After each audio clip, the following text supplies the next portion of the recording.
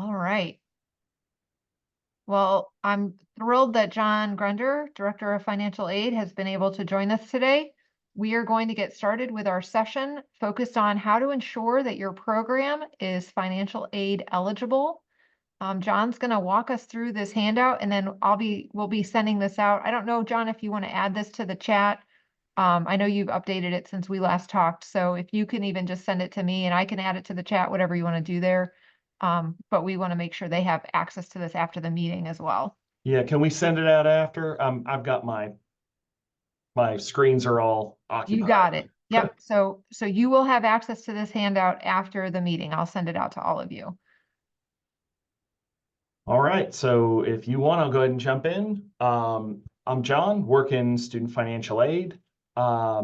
Really the big thing that I want to provide for you all here is that federal student aid perspective on how programs are built and approved.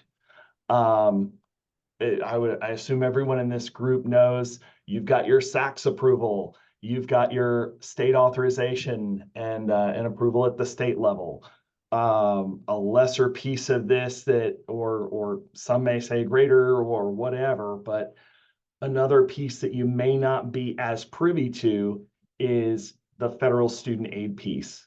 The Department of Education has its own set of questions that it asks of each program that is produced by a college, and it then makes an internal decision at the department level as to whether or not that program will be supported with federal financial aid.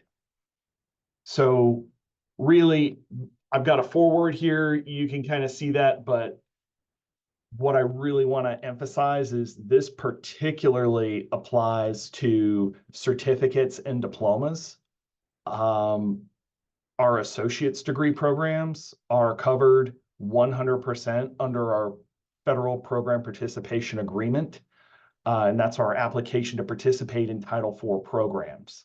So all associate's degrees are covered under what's called Formula One financial aid Pell Grant payments. There are, as you've likely guessed from the handout here, there are 6 different formula that are used to calculate student aid. Those result from anywhere from payment on the basis of credit hours to a mathematical formula called the clock to credit conversion. And finally, the last one we participate with here at Blue Ridge is the clocked hour method of calculating student aid. This determines whether students are paid in advance at the time of their registration or after the census period passes. It determines whether or not students are paid in the arrears. There are some student aid programs where students are not compensated through the federal financial aid program until they have eclipsed certain clocked hour amounts. And the program that would be probably most impacted by this would be our certificate and diploma for cosmetology, where students are required to attend significantly more. If the college has an attendance policy that says you must be there 3 or 4 times out of the scheduled meetings, I can assure you cosmetology will have a more stringent meeting schedule to ensure students are eclipsing those clocked hour requirements. It's not only for their student aid payments, but it's also to ensure that they've met licensing requirements at the end of their program. So what you'll see with the Department of Ed is they've really tied all of this in to act as a structural backbone with the payment piece of student aid and with how your program is constructed. So my number one question that I will ask when a new program is coming online, does this program have a parent or an associate's degree? If your diploma and certificate programs fall 100% underneath the parent program or associate's degree, they're covered on Formula One, no questions asked from me, with only one exception. And that is the cosmetology example. Is there a state licensing component that requires other factors be met prior to the student graduating or being able to become gainfully employed with that credential?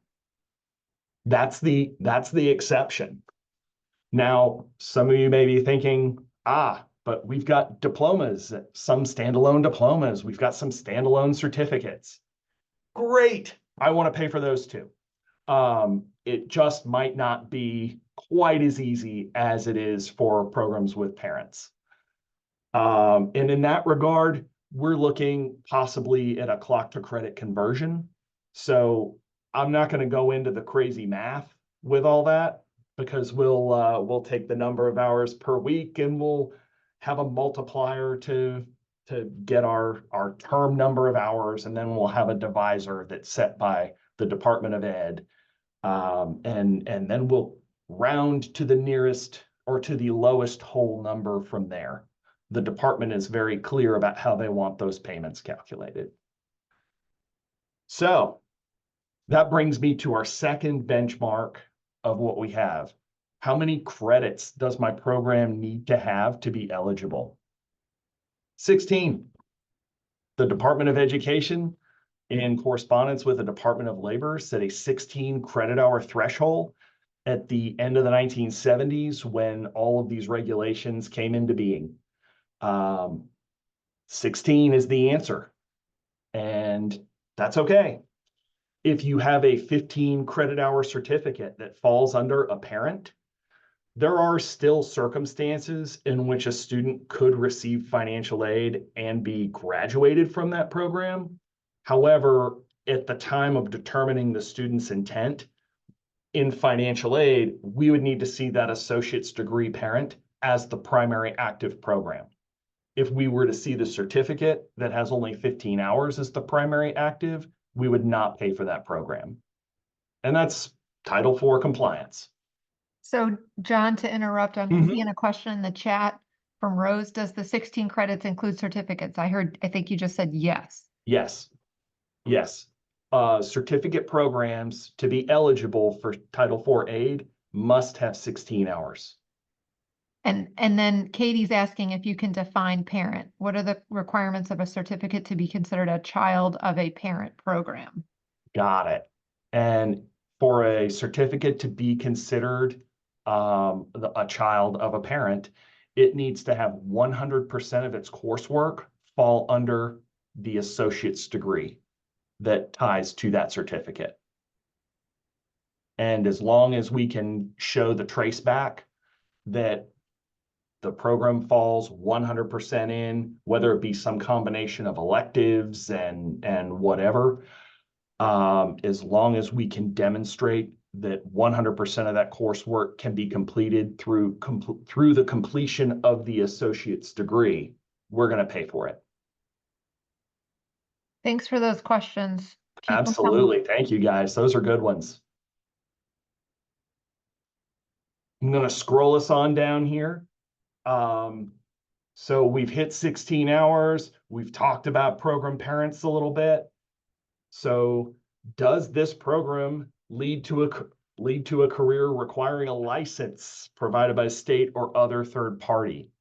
We're back to our cosmetology example because, and I hate to pick on cosmetology because it's a great program and we get a lot of graduates out of there, and those folks immediately are able to get to work and do what they love.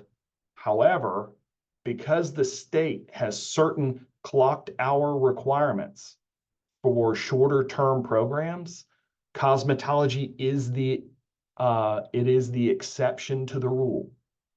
All of the coursework in the cosmetology certificate and diploma program fall under the associates. However, because those programs require that a certain number of hours be clocked prior to completion, that requires us to pay those programs on the Formula 6 clocked hour calculation method. And really, it comes down to that state licensure.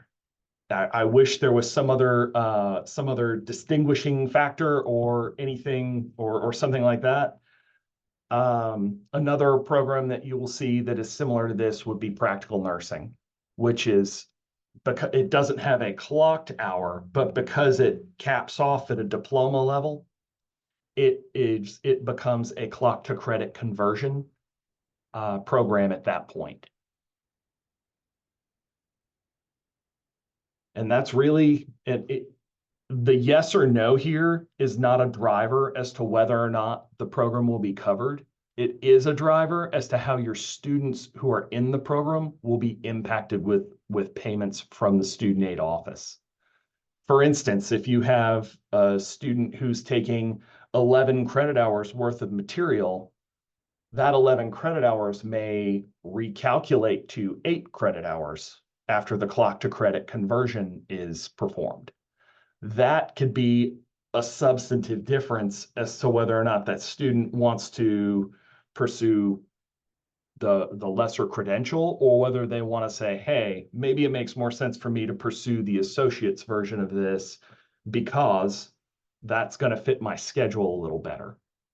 And I'm not here to make that choice for folks, but I do want to make sure that the distinguishing characteristics are clear so that you all know what's going on as you're working with our students and helping to make sure that they've got the best information possible. John, can I move us backwards for one more moment? Sure thing. Back to the parent-child inclusion. Mhm.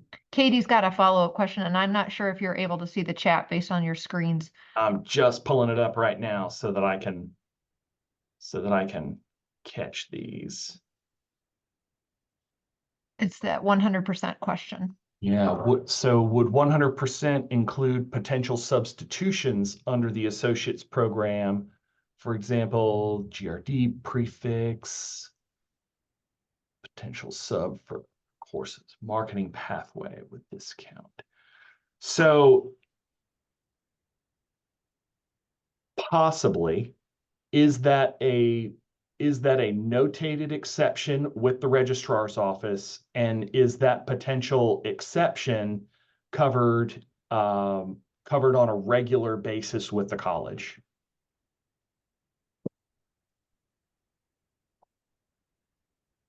So here's where I'll ask a few questions, a few probing questions to kind of get us to a real answer. And one of the additional things that we need to be considerate of is, even when a course is used as a frequent substitution, if there's not consistent documentation that this is a practice at the local level, and hopefully at some point even the state level, because at some point we want the accrediting agency or the state authorizing agency to come back and say, you know what, the substitution here is so frequent, we need to adjust how this program's built at the state level. Right? Do you see what I'm saying? I see what you're saying, but I think my biggest question is like the digital marketing and graphic design certificate. The majority of those classes are not offered in another program of study, but they could sub into the other required courses, and sometimes are, for those pursuing the marketing associates pathway. So if it could be a substitution under the other courses as assigned, would that count as a parent, or is that too far of a stretch? I don't think that's too far of a stretch. My request to you would be that for students where that's the case, have the documentation with the registrar's office completed on the front end. Okay, So and what does that look like? I'm sorry? And what does that look like? What are we providing?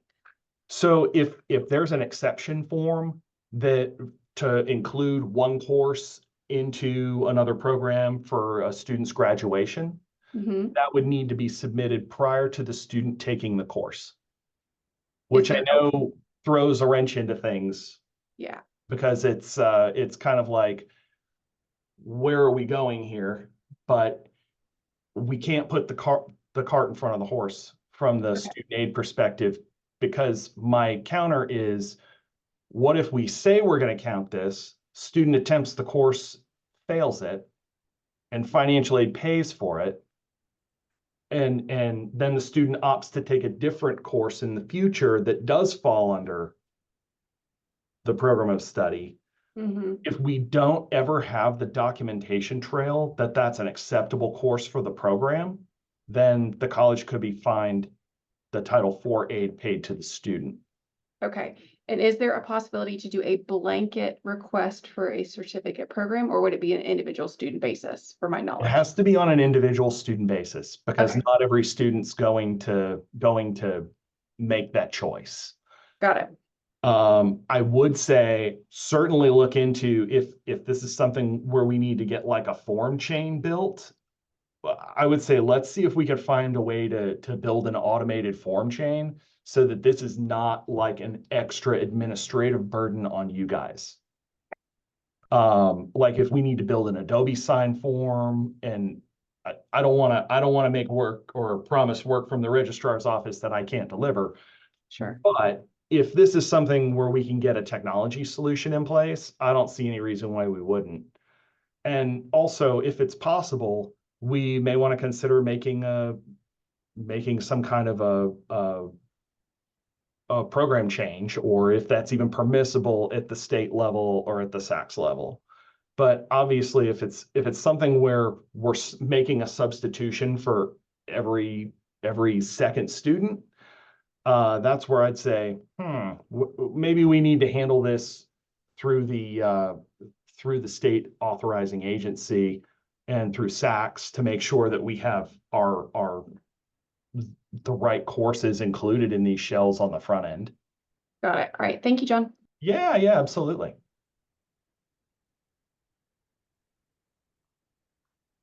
So, and again, hitting on SACS and state approval, you guys can see in number 4 here, we always want this to be a yes. Title IV usually doesn't want to make any payments to any students in any program until we have the approvals on hand. And if we have a provisional approval that says, yeah, your final authorization stuff is going to come through in 6 months, I'm good with it. I'm not here to cause roadblocks. I just want to have something in place that says it's going to be approved. We're not going to get fined on the back end. That's really my driver on that. And finally, the last one's a bit more abstract, and you guys are probably not going to see too many instances where this would occur. The example that would make the most sense with this last item would have been BLET, if that program were going to be offered on the curriculum side. And I know that's not necessarily a concern at this point. However, one of the key items with BLET is it does not fit as a structured program into a normal 16-week semester. There are between 20 and 22 weeks of instructional material for that program, so long enough that it needs to be a little longer than a traditional semester, not so long that it necessarily needs a second. My caution with bridging terms, once the institution makes the choice to bridge terms, we recalculate every student's financial aid that attends. And that ends up being a very big deal, and it ends up costing a lot of money. So what we want to do is to stay within the confines of our 16-week terms and make sure that our programs are built to exist within the confines of our traditional semesters. And that takes away 98% of any concerns that I have. So at this point, I've kind of hit the items here. I don't want you guys to feel like you have to come to me to get a program approved or anything else. What I hope this does is gives you a little bit of a guardrail to say, okay, I was thinking about a program, and it would make sense for it to behave as a certificate. However, we look at how the aid calculates for a certificate for that particular scenario, and we say, it might not meet the financial needs of the students going into that. And that's where we look at things like high cost upfront programs like our cosmetology. I know I keep saying cosmetology. I don't want to feel like I'm picking on those folks, but and nursing also falls into this. There's a high upfront cost. And when we start recalculating aid, we run into situations pretty quickly where the amount of resources available are significantly less than we'd initially thought. And that can lead to not being able to make programs because or sections because we've got students who can't financially attend, or adding undue debt burdens when we don't necessarily want to do that. So just some extra things that I like to be considerate of on the front end to make sure that we're able to meet the full need of our student on the back end. With that, I've kind of hit on all the things. 20 minutes, not bad. I was hoping for 15, but if you guys have questions, by all means ask. And again, don't change how you behave because you feel like the financial aid guy is going to come swinging a stick or something. I would hope that I would be coming with more solutions saying, well, okay, we're going to go this way, so maybe we need to consider clock to credit on the front end. Go ahead and just plan for that in advance and make sure that our students are aware before we admit them, so they know that there are going to be calculation issues with aid. And that way, everyone knows on the front end what's going on, and no one's left kind of scratching their head on the back end. Where's my $900? Where's my why didn't this work out as advertised? That kind of thing. John, thank you. I am continuing to look at the chat and make sure that we get any questions. And I invite you to take yourself off of mute. If you've got specific questions, this is a great time to ask them. And your question may answer somebody else's question. So John, if there's a standalone certificate, they would have to be that clock to credit conversion. Is that what you're saying? Am I messing that up? So it's not 100% guarantee. However, when there's no standalone parent program, there is almost always a clock to credit conversion. You would likely be pleased to hear that one of the exceptions to this is education programs. Those almost always pay on credit hour because of the identified need through the Department of Labor. But yeah, about 75% of the time, if there's no associate's parent program, the certificate's going to convert.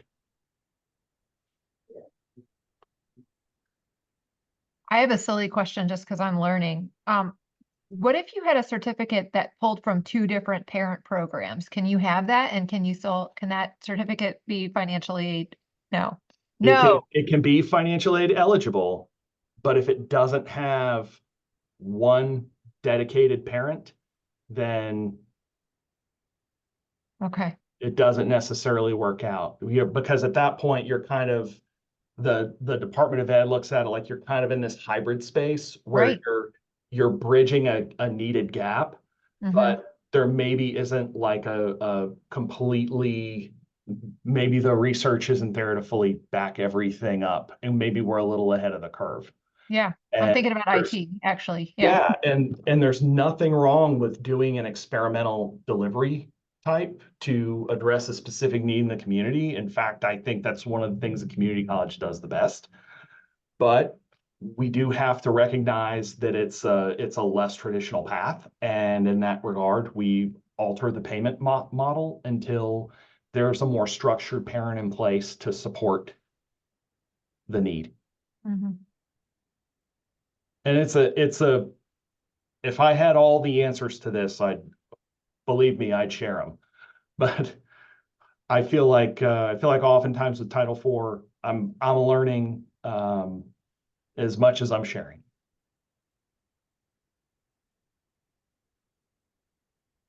Other questions for John?